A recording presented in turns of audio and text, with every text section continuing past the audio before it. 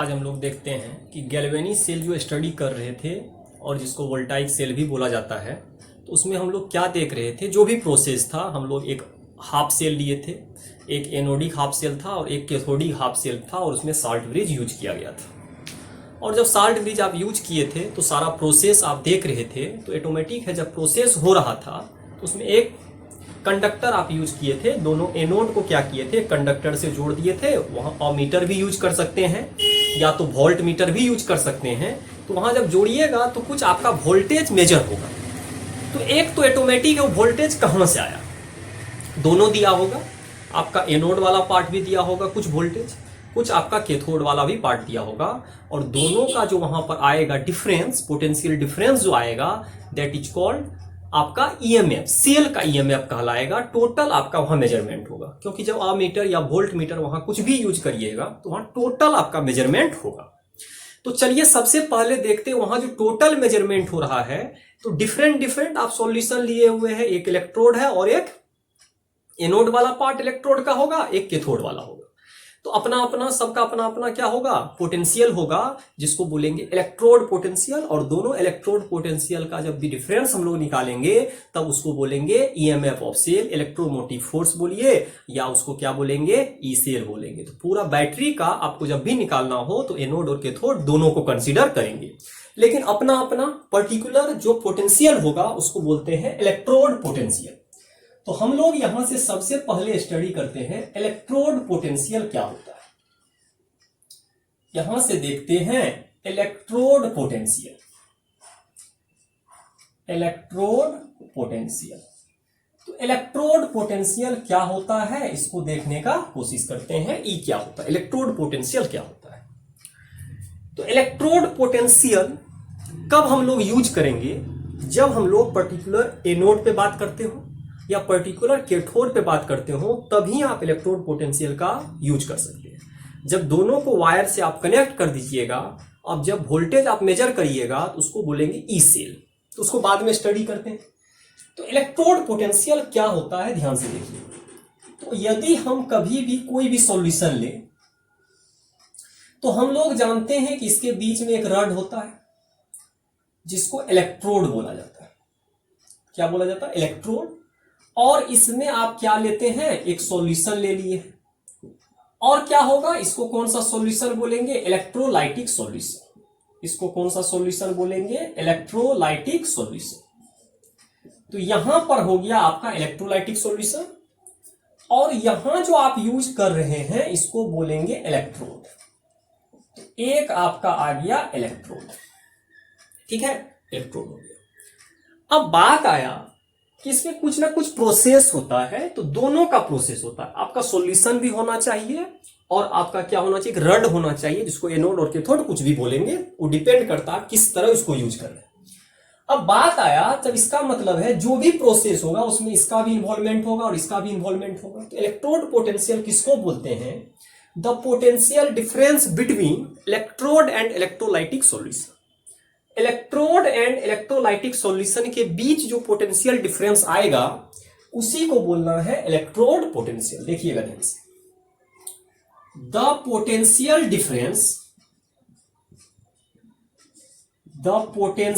Difference between किसके बीच होगा, electrode and electrolytic solution. Electrolytic solution that is called, क्या कहलाएगा, इलेक्ट्रोड पोटेंशियल। इलेक्ट्रोड पोटेंशियल, तो इलेक्ट्रोड पोटेंशियल किसको बोलेंगे, जब कोई भी पोटेंशियल डिफरेंस डेवलप हो जाए, इलेक्ट्रोड एंड इलेक्ट्रोलाइटिक सॉल्यूशन, इसका अपना पोटेंशियल होगा। किसी भी कोई भी रड लीजिए, किसी को डीप करिए, सबका अपना अपना पोटेंशियल होता है। तो एक हाफ सेल का अलग पोटेंशियल होगा, दूसरा हाफ सेल का अलग पोटेंशियल होगा, अपना अपना पोटेंशियल होगा। जब दोनों पोटेंशियल को जब ऐड करते हैं तब मेरा बल्ब जलता है, एनोड भी उसमें पार्टिसिपेट करता है और कैथोड भी उसमें पार्टिसिपेट करता है। तो यहां आ गया पोटेंशियल डिफरेंस बिटवीन दोनों के बीच, एक सॉल्यूशन और एक रड के बीच में। अब बात आया जो इलेक्ट्रोड पोटेंशियल है कितना प्रकार का हो सकता है? 2 प्रकार का। इसलिए 2 प्रकार का होगा कि जब हम लोग इलेक्ट्रोड लेते हैं तो इलेक्ट्रोड का 2 कैटेगरी होता है, एक एनोड वाला और एक कैथोड वाला। तो एनोड वाला पार्ट में ऑक्सीडेशन होता है, इसीलिए उसको बोलेंगे ऑक्सीडेशन पोटेंशियल, और एक में आपका रिडक्शन होगा तो उसको एक बोलेंगे रिडक्शन पोटेंशियल। मतलब इलेक्ट्रोड पोटेंशियल का 2 पार्ट होगा, एनोड के लिए अलग यूज करेंगे और कैथोड के लिए अलग यूज करेंगे। क्यों? क्योंकि एक पर ऑक्सीडेशन प्रोसेस है और एक पर रिडक्शन प्रोसेस है। तो यहां पर जब हम लोग देखेंगे इलेक्ट्रोड पोटेंशियल को, तो इलेक्ट्रोड पोटेंशियल का कितना पार्ट हो जाएगा? 2 पार्ट। एक को हम लोग बोलेंगे ऑक्सीडेशन पोटेंशियल, एक को क्या बोलना है? Oxidation potential. ऑक्सीडेशन पोटेंशियल क्या होगा? EOX। एनोड साइड में हमेशा कौन सा पोटेंशियल होगा? ऑक्सीडेशन के कारण जो पोटेंशियल आता है उसको ऑक्सीडेशन पोटेंशियल बोलते। और दूसरा पार्ट है आपका रिडक्शन पोटेंशियल। तो दूसरा साइड में जो आपका आएगा, एक आएगा ऑक्सीडेशन पोटेंशियल और एक आएगा आपका रिडक्शन पोटेंशियल। इसको क्या बोलेंगे? ERED, reduction potential. तो हम लोग इलेक्ट्रोड पोटेंशियल को 2 कैटेगरी में डिवाइड कर सकते हैं, एक एनोड के लिए और एक कैथोड के लिए। एनोड पे हमेशा ऑक्सीडेशन होता है तो वहां पर ऑक्सीडेशन पोटेंशियल ही यूज करना है, और कैथोड पर हमेशा रिडक्शन होता है तो हमेशा वहां पर क्या यूज करना है? रिडक्शन पोटेंशियल ही यूज करना है। अब इस पे आगे चलते हैं। ऑक्सीडेशन पोटेंशियल और रिडक्शन पोटेंशियल एक्चुअली डिपेंड किस पर पड़ेगा? इलेक्ट्रोड पोटेंशियल डिपेंड किस पर करेगा? ये ज्यादा इंपॉर्टेंट हो जाता है कि इलेक्ट्रोड पोटेंशियल किस पे डिपेंड करता है। देखते हैं। तो इलेक्ट्रोड पोटेंशियल डिपेंड हो, इलेक्ट्रोड पोटेंशियल डिपेंड्स ऑन, किस पर ही डिपेंड कर सकता है? पहला, नेचर ऑफ इलेक्ट्रोड पे। Ag लीजिएगा अलग पोटेंशियल दिखाएगा, Zn लीजिएगा अलग पोटेंशियल दिखाएगा, Cu लीजिएगा अलग पोटेंशियल दिखाएगा। मतलब हर एक रड का अपना अलग अलग पोटेंशियल होगा। ऐसा नहीं है कि Ag लिए वही पोटेंशियल दिखा रहा है, Cu लिए वही पोटेंशियल दिखा रहा है। प्रत्येक का अपना अपना पोटेंशियल डेवलपमेंट होगा। वो सॉल्यूशन पे भी डिपेंड करेगा और रड पे भी डिपेंड करेगा। क्यों? क्योंकि दोनों का यूज किया गया है इलेक्ट्रोड पोटेंशियल। तो यहां से सबसे पहला आ जाएगा नेचर ऑफ इलेक्ट्रोड। तो यहां क्या आ जाएगा? Nature of electrode. आप किस नेचर का इलेक्ट्रोड ले रहे हैं? Ag ले रहे हैं, Au ले रहे हैं, क्या ले रहे हैं, उस पर डिपेंड करेगा। दूसरा हम लोग टेम्परेचर भी देखेंगे। टेम्परेचर से भी कुछ लॉस हानि होता है, जानते हैं। टेम्परेचर ज्यादा हो तो पावर यहां पर ऑटोमेटिक आपका बैटरी उस ढंग का काम नहीं करेगा। जब मोबाइल आप लोग लेते हैं शुरुआती दौर में, जब टेम्परेचर हाई हो जाता है, हीटिंग इफेक्ट काम करता है, तो आपका पोटेंशियल गड़बड़ी आ सकता है, पोटेंशियल में चेंजिंग आ सकता है। देखेंगे उसको क्यों ऐसा घटना होता है। तो यहां पर आ जाएगा टेम्परेचर पे भी डिपेंड करेगा। तीसरा इंपॉर्टेंट है कंसंट्रेशन, क्योंकि इलेक्ट्रोलाइटिक सॉल्यूशन का अपना कंसंट्रेशन होगा, इस पे भी डिपेंड करेगा। Concentration of electrolytic solution, concentration of electrolytic solution, तो कंसंट्रेशन पर भी डिपेंड करेगा। और concentration directly proportional to pressure होता है। हम ऑस्मोटिक प्रेशर में पढ़ाए थे, पाई बराबर CRT या PV बराबर NRT। तो प्रेशर जो होता है डायरेक्टली प्रोपोर्शनल टू कंसंट्रेशन होता है। तो ऑटोमेटिक है, यदि कंसंट्रेशन पे कोई चीज डिपेंड कर रहा है तो आपका प्रेशर पे भी डिपेंड करेगा। तो यहां पर आपका जो इलेक्ट्रोड पोटेंशियल है प्रेशर पर भी डिपेंड करेगा। ये हो गया आपका इलेक्ट्रोड पोटेंशियल क्या होता है, उसका टाइप देखें। एक को ऑक्सीडेशन पोटेंशियल बोलेंगे और एक को रिडक्शन पोटेंशियल बोलेंगे। तो ऑक्सीडेशन के कारण होने वाला जो भी पोटेंशियल होगा ऑक्सीडेशन, रिडक्शन के कारण जो होगा रिडक्शन पोटेंशियल। डिपेंड करेगा नेचर ऑफ इलेक्ट्रोड पे, एक डिपेंड करेगा आपका टेम्परेचर पे और एक कंसंट्रेशन पे। और कंसंट्रेशन डायरेक्टली प्रोपोर्शनल टू क्या होता है? प्रेशर होता है। तो हम लोग आराम से बोल सकते हैं प्रेशर पे भी डिपेंड करेगा। कंसंट्रेशन जो होगा डायरेक्टली प्रोपोर्शनल टू क्या होगा? प्रेशर होगा। अब थोड़ा ध्यान से देखना कि हम लोग जब इसका चर्चा करेंगे तो थोड़ा सा याद क्या रखना है कि यदि आपका यहां पर कुछ भी दे, जैसे यहां पर मान लीजिए यहां पर दे दिया है, नोट में थोड़ा देखते हैं कि हम लोगों को कोई रिएक्शन मान लीजिए दे दिया है, तो यहां से देखिएगा रिएक्शन आपको दे दिया, जिंक है, मान लीजिए यहां जिंक सॉलिड है और बना रहा है आपका सॉल्यूशन है Zn2+ है। और याद रखिएगा सॉल्यूशन का हमेशा कंसंट्रेशन यूज होता है, तो यहां पर आपको ब्रैकेट में कंसंट्रेशन मिलेगा, मान लीजिए कंसंट्रेशन C1 है। और जब कंसंट्रेशन C1 होगा तो फिर हम यहां से कोशिश करते हैं देखने का, तो Zn सॉलिड है, Zn C+ कितना इलेक्ट्रॉन लॉस किया, यहां पर 2 इलेक्ट्रॉन लॉस। तो एक्चुअली ये प्रोसेस है, प्रोसेस क्या है, ऑक्सीडेशन प्रोसेस है। पूरा प्रोसेस अगर देखिएगा तो ऑक्सीडेशन प्रोसेस है, और यदि ऑक्सीडेशन प्रोसेस है तो ऑटोमेटिक है इसका जो आपका इलेक्ट्रोड पोटेंशियल आएगा EOX आएगा, मतलब ऑक्सीडेशन आएगा। ये मान लीजिए आपको दे दिया है x वोल्ट, कितना वोल्ट दे दिया है, x वोल्ट, तो इसका अपना होगा कुछ ना कुछ वोल्टेज होगा, मान लेते हैं x वोल्ट है। अब इसके बाद चलते हैं कि अगर कोई Zn सॉलिड है तो अभी ऑक्सीडेशन हो रहा था, अगर हम इसी रिएक्शन को रिवर्स कर दें, लेकिन आप इसी रिएक्शन को रिवर्स करिएगा, अदर रिएक्शन को अगर रिवर्स करिएगा तब कोई चेंजिंग का बात हम लोग नहीं कर रहे, अलग के लिए अलग होगा। तो मान लीजिए अगर यहां सॉलिड है और यहां पर आपका इधर वाला प्रोडक्ट है, इधर रिएक्टेंट, अब इसी को रिवर्स कर रहे हैं रिएक्शन को। अगर आप रिएक्शन को क्या कर रहे हैं, रिवर्स कर रहे हैं, रिएक्शन इज रिवर्स्ड। तो अगर रिएक्शन को रिवर्स करिएगा तो एक कंडीशन यहां पर है कि C1 मतलब आपका ये जो बराबर होना चाहिए, कंसंट्रेशन चेंज नहीं होना चाहिए सेम रिएक्शन के लिए, मतलब कंसंट्रेशन जो है आपका नो चेंज, आपका कंसंट्रेशन यहां पर क्या होगा, चेंज नहीं होना चाहिए, उसी कंसंट्रेशन के लिए एप्लीकेबल होगा। तो देखते हैं इसमें क्या घटना हो सकता है। तो जब हम लोग इस पे बात करेंगे कि इलेक्ट्रोड पोटेंशियल देगा, तो कैसे पकड़िएगा कि ऑक्सीडेशन पोटेंशियल है और कैसे पकड़ेंगे रिडक्शन पोटेंशियल है, वो डिपेंड करता है कि आपको दिया क्या गया है। अगर प्रोसेस ऑक्सीडेशन दिया गया है तो ऑक्सीडेशन पोटेंशियल बोलिएगा, या रिडक्शन दिया गया है तो रिडक्शन पोटेंशियल बोलेंगे। तो इस तरह करके हम इसको क्या कर सकते हैं, चेंज कर सकते हैं।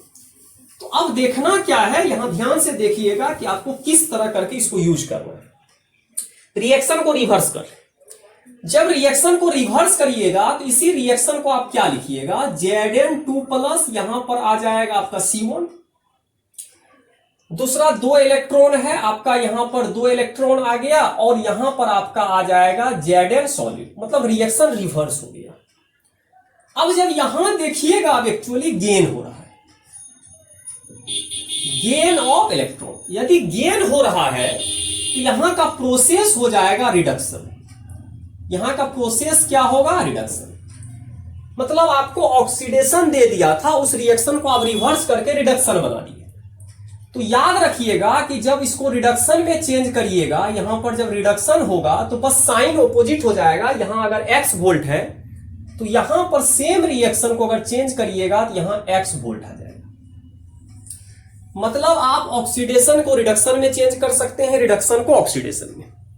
अगर यहां रिडक्शन देता तो यहां माइनस लगता, तो डिपेंड करता, यहां माइनस होता तो यहां प्लस होता, साइन ऑपोजिट कर देंगे, साइन आपका चेंज हो जाएगा। तो यहां सबसे इंपॉर्टेंट है, हम लोग यहां पर क्या जान गए कि अगर कहीं ऑक्सीडेशन हो या रिडक्शन हो, उसको हम लोग चेंज कर सकते हैं ई रिडक्शन। लेकिन ये हमेशा किसके लिए होगा, फॉर सेम रिएक्शन के लिए, मतलब सेम रिएक्शन होना चाहिए आपका, रिएक्शन में कोई चेंजिंग नहीं होना चाहिए, कंसंट्रेशन भी वही होना चाहिए, बस रिवर्स आप कर सकते हैं। यदि आप कभी भी रिएक्शन को रिवर्स इधर उधर करिएगा तो ऑटोमेटिक आपका साइन के साथ ऑपोजिट, यहां अगर 2 वोल्ट होगा तो यहां -2 वोल्ट, अगर यहां -2 वोल्ट है तो यहां +2 वोल्ट आपका आ जाता। और एक इंपॉर्टेंट कि अगर इसी चीज को आपको ऑक्सीडेशन नहीं लिख के, आपको इसको इस तरह भी लिख सकता है कि किसमें चेंज हुआ है, Zn, ध्यान दीजिएगा यहां से Zn किसमें चेंज हो रहा है, Zn2+, इस तरह भी लिख सकता है, या इसको डायरेक्ट ई ऑक्सीडेशन लिख दे तब भी सही है। और कितना वोल्ट है, x वोल्ट। और इस रिएक्शन को अगर आप रिवर्स किए हैं तो ऑटोमेटिक रिवर्स होगा, तो यहां आ जाएगा Zn2+ और यहां आ जाएगा जिंक। तो यहां प्रोसेस अब क्या हो गया, रिडक्शन, और यहां पर क्या आ गया, x वोल्ट। यही ज्यादा इंपॉर्टेंट है कि आपको दोनों फॉर्म में दे सकता है। तो ज्यादातर हमको यही फॉर्म यूज करेगा, डायरेक्ट आपको वहां पर बता देगा रिडक्शन हो रहा है या ऑक्सीडेशन हो रहा है। तो यहां Zn से Zn2 प्लस गया, यहां Zn2 प्लस से Zn गया, उसी को रिवर्स कर रहे हैं। तो रिवर्स करने पर साइन ऑपोजिट हो जाएगा, यहां यदि माइनस होगा तो यहां प्लस होगा, और यहां प्लस है तो यहां पर माइनस होगा।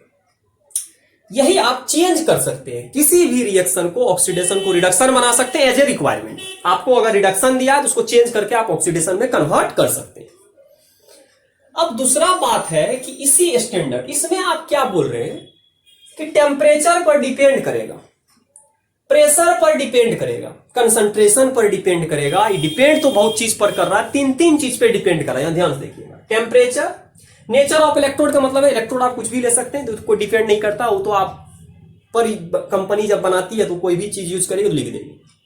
लेकिन मेन टेंशन है टेम्परेचर पे, कंसंट्रेशन पे और प्रेशर पे। यदि वेरी कर गया तो ये भी वेरी करेगा।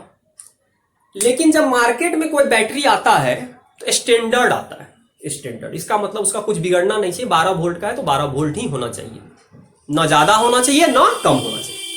तो जब भी आपको कोई कंपनी बैटरी बना के देती है तो ऑटोमेटिक है वो हमेशा सब चीज को मेंटेन करके रख के बनाएगा। किसको? टेम्परेचर को, कंसंट्रेशन को और प्रेशर को। यदि इसको आप नहीं कर पाए, मेंटेन नहीं कर पाए, इसमें क्या आ जाएगा? खामी आ सकता है, इरेगुलरिटी आ जाएगा, आपका बैटरी प्रॉपर वर्क नहीं करेगा। तो रिडक्शन पोटेंशियल दो प्रकार का होता है। एक आप किसी भी टेम्परेचर पर बना रहे हैं रिडक्शन, ऑक्सीडेशन जो बोलिए, इलेक्ट्रोड पोटेंशियल। लेकिन जब ब्रांडेड कंपनी बना के कोई चीज भेजती है उसको बोलते हैं स्टैंडर्ड इलेक्ट्रोड पोटेंशियल। तो नेक्स्ट हम लोग यहां पर पढ़ेंगे standard electrode potential. Standard electrode potential यहां से क्या देखना है, इसके ऊपर नॉट लगा हुआ है। यदि ई के ऊपर नॉट लगा हुआ है तो समझ जाना स्टैंडर्ड पार्ट डिराइव हो रहा है। यदि नॉट नहीं लगा हुआ है तो स्टैंडर्ड नहीं है। तो स्टैंडर्ड का मीनिंग समझ जाएंगे, स्टैंडर्ड है तो नॉट है, स्टैंडर्ड नहीं है तो नॉट नहीं। स्टैंडर्ड में इसलिए कन्वर्ट करना पड़ा क्योंकि कोई भी चीज यदि आप सेल बना रहे हैं तो ऑटोमेटिक किसी पर्पज से बना रहे होंगे, आपको मार्केट में बेचना ही पड़ेगा, तो ऑटोमेटिक किसी ना किसी पर्पज से आप बनाते हैं। तो उसके लिए आपको टेम्परेचर, प्रेशर सब चीज को फिक्स करके बनाना होगा। वेरिएबल होगा तो कुछ से कुछ होगा, पता चलेगा 12 वोल्ट का बैटरी लाए, कुछ से कुछ हो गया, 13 वोल्ट हो गया, 10 वोल्ट हो गया, गड़बड़ी आ सकता है। तो क्या करता है, कोई भी ब्रांड का, कोई भी कंपनी हो, कोई भी मार्केट में कोई भी प्रोडक्ट बिकता है, स्टैंडर्ड इलेक्ट्रोड पोटेंशियल उसमें यूज किया जाता है। तो एक्चुअली क्या होता है, अगर कोई भी electrode potential, the electrode potential eight 1 atm pressure, pressure को कितना रखना है? 1 atm फिक्स हो गया, प्रेशर अब वेरी नहीं करेगा। कंसंट्रेशन को 1 m रखना है, मोलरिटी 1 m हो जाएगा। Temperature 25 degree centigrade. मतलब यदि कोई भी पोटेंशियल 1 atm प्रेशर पे, 1 m कंसंट्रेशन पे, 25 डिग्री सेंटीग्रेड टेम्परेचर पे निकाल रहे हैं, मेजरमेंट हो रहा है, that is called standard electrode potential. Change हो गया। चलिए अब इसको देखते हैं। The electrode potential, the electrode potential at, बड़ा इंपॉर्टेंट है, 1 atm प्रेशर, क्या होगा? 1 atm pressure, comma 25 degree centigrade temperature, temperature को कितना रखना है? 25 degree centigrade temperature, 1 m concentration, molarity आपका आ गया 1 m। 1 m क्या हो गया? कंसंट्रेशन। मतलब कंसंट्रेशन को कितना रखना है? 1 m, टेम्परेचर को कितना रखना है? 25, और प्रेशर को कितना रखना है? 1 atm। इस कंडीशन पे यदि कोई भी इलेक्ट्रोड होगा, इलेक्ट्रोड पोटेंशियल जो मेजरमेंट होगा, उस इलेक्ट्रोड पोटेंशियल को हम लोग क्या बोलेंगे? Standard electrode potential. तो आपका चेंज हो गया। पहले हम जिसको इलेक्ट्रोड पोटेंशियल बोल रहे थे, अब इलेक्ट्रोड पोटेंशियल नहीं रहा, अब कन्वर्ट हो गया स्टैंडर्ड, एक मेजरमेंट वैल्यू, मेजर्ड वैल्यू है जो एक्यूरेट वैल्यू देगा। तो यहां से पता चल गया किसी भी electrode, the electrode potential eight 1 atm pressure, 25 degree temperature और 1 m concentration, that is called, उसको अब हम लोग बोलेंगे standard electrode potential, standard electrode potential, इसको शॉर्ट में क्या बोलेंगे, SEP, स्टैंडर्ड इलेक्ट्रोड पोटेंशियल। आपको पता चल गया स्टैंडर्ड इलेक्ट्रोड पोटेंशियल क्या होता है। जब कोई चीज का प्रेशर, टेम्परेचर और कंसंट्रेशन पूरा फिक्स कर दीजिए, तो जो आप वैल्यू कैलकुलेट करिएगा इलेक्ट्रोड और इलेक्ट्रोलाइटिक सॉल्यूशन के बीच में, उसका नाम हो जाएगा स्टैंडर्ड इलेक्ट्रोड पोटेंशियल, जिसको E0 से डिनोट करें। ठीक है, इसका भी आपका दो प्रकार होगा, मतलब SEP का भी इसका दो टाइप होगा। एक को क्या बोलेंगे, स्टैंडर्ड ऑक्सीडेशन पोटेंशियल, तो एक का नाम हो जाएगा स्टैंडर्ड ऑक्सीडेशन, एक का नाम हो जाएगा स्टैंडर्ड ऑक्सीडेशन पोटेंशियल, इसको बोलेंगे शॉर्ट में SOP। एक को क्या बोलना है, SOP। और एक का नाम हो जाएगा आपका स्टैंडर्ड रिडक्शन पोटेंशियल, एक का क्या नाम हो जाएगा, स्टैंडर्ड रिडक्शन पोटेंशियल। तो ऑटोमेटिक सा बात है, एक का ऑक्सीडेशन नाम हो गया और एक का रिडक्शन नाम हो गया, इसको बोलेंगे SRP। इसको क्या बोलना है, SRP। तो एक को SOP बोलेंगे और एक को SRP बोलेंगे। तो इसको हम इस तरह भी लिख सकते हैं, E0 ऑक्सीडेशन, नोट लगा दीजिए, जिसका मतलब है स्टैंडर्ड हो गया, और यहां पर आप नोट लगा दीजिएगा स्टैंडर्ड, और यहां पर क्या है, रिडक्शन। तो इस फॉर्म में भी आप आसानी से लिख सकते हैं। यहां भी वही चीज अप्लाई होगा कि आप SRP को SOP में चेंज कर सकते हैं, मतलब SRP को SOP में चेंज किया जा सकता है। सेम चीज, सेम प्रोसेस, बस नोट लगाना है, रिएक्शन को रिवर्स करना, तो SRP आपका SOP में चेंज हो जाएगा। तो यहां से नोट है पहला, मतलब आप SRP अगर दिया गया है तो उसको आप SOP में चेंज कर सकते हैं। कैसे करिएगा, माइनस से मल्टीप्लाई कर दीजिएगा, तो आपका साइन रिवर्स हो जाएगा। साइन रिवर्स होना जरूरी है, अगर आप साइन रिवर्स नहीं करिएगा तो गलत हो जाएगा। तो यहां से देखते हैं क्या क्या घटना होगा। और जनरली जो आपको बैटरी पे, आपको कभी भी बैटरी सब जब भी लीजिएगा, जो भी चीज आप लीजिएगा, बैटरी सब हम लोग जब भी लेते हैं तो बैटरी सब में क्या होता है, हम लोग को जब भी देता है तो SRP फॉर्म में ही देता है। मतलब जितना भी मार्केट में आपका बैटरी सब आ रहा है, उसका एक्चुअली जो फॉर्म दे रहा है SRP फॉर्म दे रहा है। तो उसको आप SOP में चेंज कर लीजिएगा एज ए रिक्वायरमेंट। जब न्यूमेरिकल करिएगा तो उसी के अकॉर्डिंग आपका क्या हो जाएगा, चेंज हो जाएगा। तो उसको आप चेंज कर सकते हैं आसानी से। चेंज करने का प्रोसेस हमको पता है कि हम लोग चेंज आसानी से कर सकते हैं।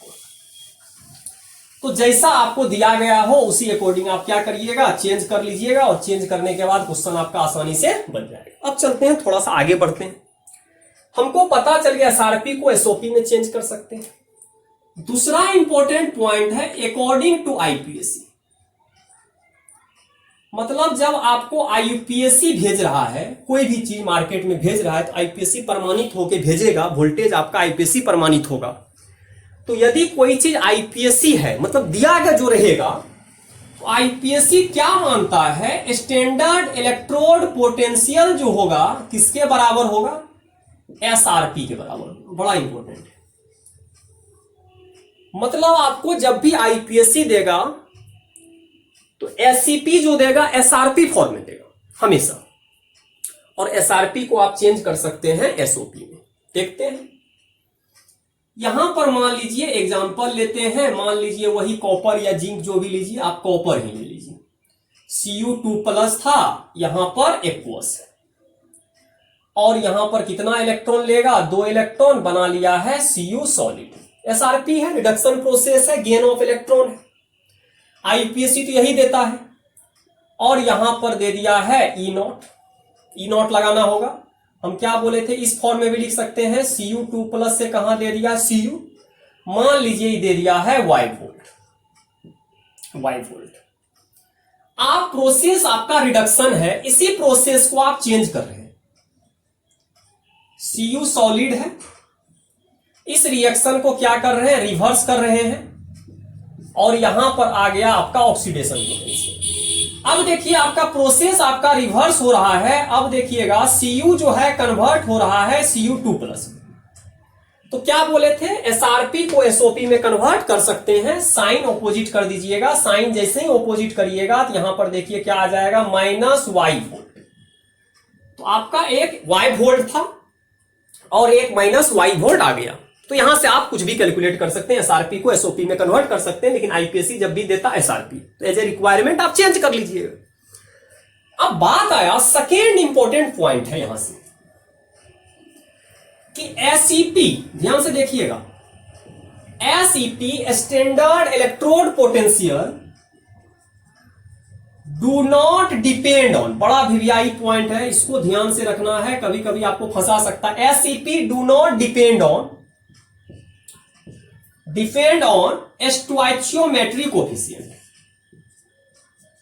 मतलब यहां से स्टोइचियोमेट्री कोफिशिएंट पर डिपेंड नहीं करेगा। क्या होता है स्टोइचियोमेट्री कोफिशिएंट? चलिए एक एग्जांपल लेते हैं और समझने का कोशिश करते हैं, देखते हैं।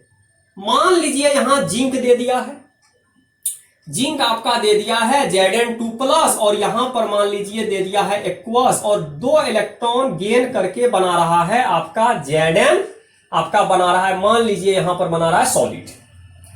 तो ये प्रोसेस क्या है, रिडक्शन है, गेन हो रहा है।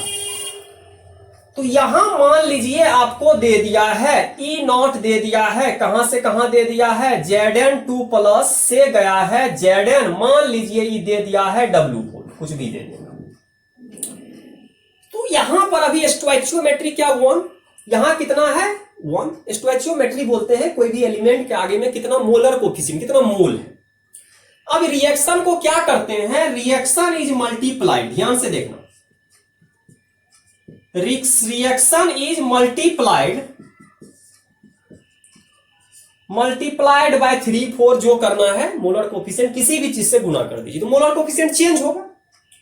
तो अब अगर यहां पर आप लिखिएगा तो क्या लिखिएगा, 3Zn2+ एक्वस और यहां आ जाएगा 6 इलेक्ट्रॉन और यहां आ जाएगा 3Zn सॉलिड। तो ध्यान से देखिएगा, हम क्या कर दिए, इसमें मल्टीप्लाई कर दिए और मल्टीप्लाई कितना से कर दिए, 3 से। तो देखिएगा मोलर कोफिशिएंट चेंज हो गया। फर्स्ट रिएक्शन में जब आप मोलर कोफिशिएंट देख रहे हैं तो 1 1 है। दूसरा में जब मोलर कोफिशिएंट आप देखने के लिए गए तो उसमें कितना आ रहा है, तो पता चल रहा होगा 3 आ चुका है। मतलब मोलर कोफिशिएंट आप चेंज कर दिए, तो मोलर कोफिशिएंट को मल्टीप्लाई करके चेंज कर दिया गया। और हम यहां क्या लिखे हैं, मोलर कोफिशिएंट पर डिपेंड नहीं करता, स्टोइचियोमेट्री कोफिशिएंट पर डिपेंड नहीं करता। तो 3 से जब मल्टीप्लाई कर देगा तो पूछेगा इसका क्या होगा वैल्यू। E0 यहां से Zn2+ है और यहां पर क्या बना रहा है Zn, तो अभी भी यह कितना वोल्ट होगा, W। क्यों, क्योंकि स्टोइचियोमेट्री पे डिपेंड नहीं करता है। ऐसा नहीं होता है 2 से गुना कर दीजिएगा 14 वोल्ट 15 वोल्ट हो जाएगा, तो ऐसा होता तो बैटरी आपका बहुत ज्यादा हो जाता, लेते 1 वोल्ट का बना देते 10 वोल्ट। तो इस तरह का घटना होगा। इसको रिवर्स करिएगा तो चेंज हो जाएगा, साइन चेंज होगा, लेकिन आपका वैल्यू पे इफेक्ट नहीं करना चाहिए कि आप 4 से मल्टीप्लाई करिए, हाफ से मल्टीप्लाई करिए, इस पे इफेक्ट नहीं पड़ेगा। बड़ा इंपॉर्टेंट ये आपका कंसेप्ट है कि आपका एसआरपी दिया हुआ रहेगा, एसआरपी को एसओपी में आप चेंज कर सकते हैं, बाद बाकी इसको डिफरेंट वे से आप जनरेट कर सकते हैं, क्या दिया गया है क्या नहीं दिया गया, इस तरह आप कैलकुलेट कर सकते हैं। ठीक है, तो इस वीडियो लेक्चर में हम लोग क्या देखे, एसआरपी क्या होता है, स्टैंडर्ड इलेक्ट्रोड पोटेंशियल क्या होता है, पोटेंशियल इलेक्ट्रोड पोटेंशियल क्या होता है, कितना टाइप का होता है, किस पे डिपेंड करता है, और कंपनी जब भी कोई चीज बेचती है तो किस फॉर्म में, एसआरपी के फॉर्म में बेचती है। क्यों, क्योंकि इसमें टेम्परेचर, प्रेशर और सब कुछ फिक्स रहता है। ठीक है, तो नेक्स्ट वीडियो लेक्चर में हम लोग मिलेंगे लेके ई सेल, मतलब पूरा बैटरी का सेल के बारे में। अभी हम लोग पर्टिकुलर जो सॉल्यूशन और रड लिए थे उसका पोटेंशियल को देखे, जिसको इलेक्ट्रोड पोटेंशियल बोले, फिर उसको स्टैंडर्ड में कन्वर्ट किए तो प्रेशर टेम्परेचर को फिक्स कर दिए। ठीक है, वीडियो को देखिएगा और दोस्तों के साथ सब्सक्राइब करिएगा। Thank you.